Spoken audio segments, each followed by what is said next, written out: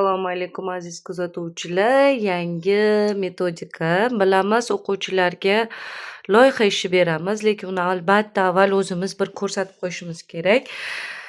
Chorak boshlangandan keyin Amir Temur haqida mavzu o'tamiz va shu mavzuni mana shu tayyorlagan mana ko'rgazmamga qo'yamiz.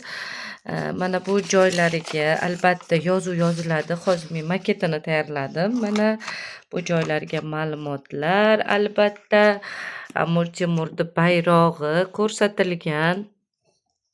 Bu joylarga ma'lumotlar, Amir Temur haqidagi kitoblar, mana juda ko'p kitoblar ko'rsatib o'tilgan, dunyoda chop etilgan va bu joyga ham ma'lumotlarni yozamiz.